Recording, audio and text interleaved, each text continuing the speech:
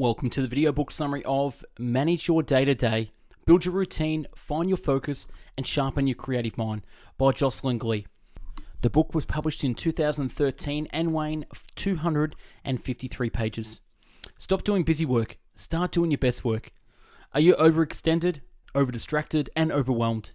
Do you work at breakneck pace all day, only to find that you haven't accomplished the most important things on your agenda when you leave the office? The world has changed and the way we work has to change too. With wisdom from 20 leading creative minds, Manage Your Day-to-Day will give you a toolkit for tackling the new challenges of a 24/7, always-on workplace. The book is available on Amazon with the link in the description if you like what you hear. So without further ado, I bring you the book summary of Manage Your Day-to-Day.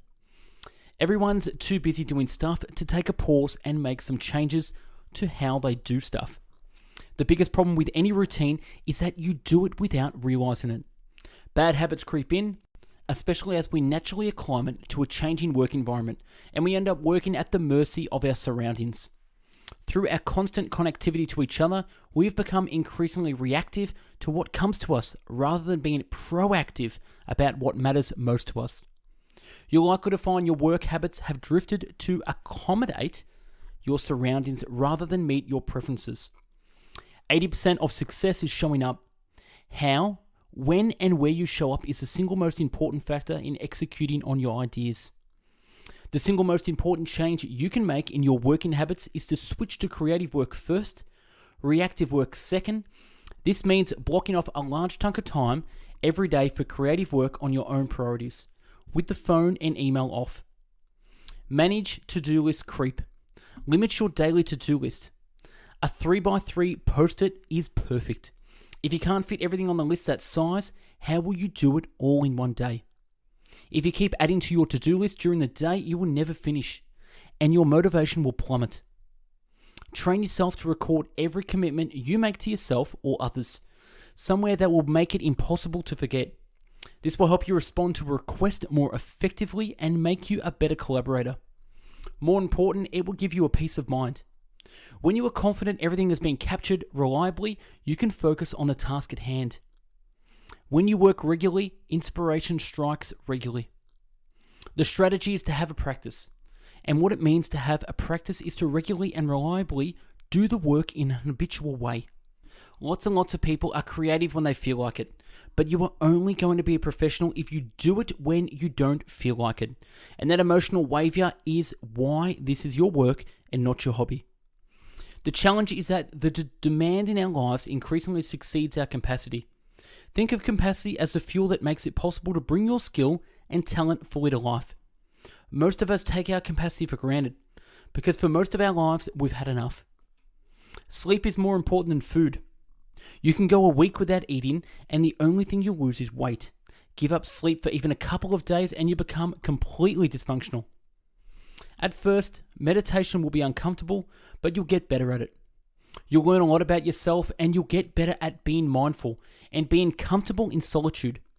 You'll also learn to watch your thoughts and not be controlled by them. As you do, you'll have learned a key skill for focus. How to notice the urge to switch tasks and not act on that urge, but just return your attention to the task at hand. This is what you learned in solitude, and it is everything. Blocking off time for uninterrupted focus, however, is only half the battle. The other half is resisting distraction. This means no email, no internet, and no phone. Find a good stopping point on your project. One that frees your mind from nagging questions before moving on to another task. That way, you'll find it easier to achieve mental closure and apply all your energy to the next challenge. Waiting for inspiration to write is like standing at the airport waiting for a train. Conditions to produce one's craft are rarely ideal, and waiting for everything to be perfect is almost always an exercise in procrastination. Self-control is not generic or fixed, but rather a skill one can develop and improve with practice. The idea is that one day a week, you need to get your mind in a different mode. You need to not work. Every week, your brain and your soul needs to be reset. Diaphragmic breathing, boutique breathing, martial arts, and yoga breathing techniques all have the potential to soothe us, to activate more parasympathetic dominance, and to help our bodies maintain a healthy, regulated, automatic response to shape our tools, and therefore our tools shape us. Genius truly is 1% inspiration and 99% perspiration. But we cannot forget the flip side of the 99%. It's impossible to solve every problem by sheer force of will. We must also make time to play, relaxation, and exploration, the essential ingredients of the creative insights that help us evolve existing ideas and set new projects in motion. The creative act is inherently risky because it requires you to step out into uncertainty. When you have time scheduled for unnecessary creation, you create a safe space to experiment with new ways of working. You get to try and fail without dire consequences. You can create what's in your head rather than adapting what's in your head to someone else's expectations. The most successful creative minds constantly lay the groundwork for ideas to germinate and evolve. They are always refining their personal approach to hijacking their brain neural pathways, developing a toolkit for tricks to spark the mind like flint on steel. The difficulty of always feeling that you ought to be doing something is that you tend to undervalue the times when you're apparently doing nothing.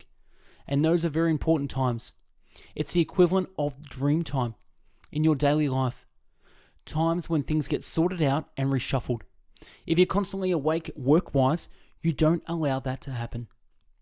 The human race built most nobly when limitations were greatest, and therefore when most were required imagination in order to build at all. Our brain is so incredibly good at thinking and repetition. If you want to come up with a new idea, the first thing you always do is to think of something that you've never seen before.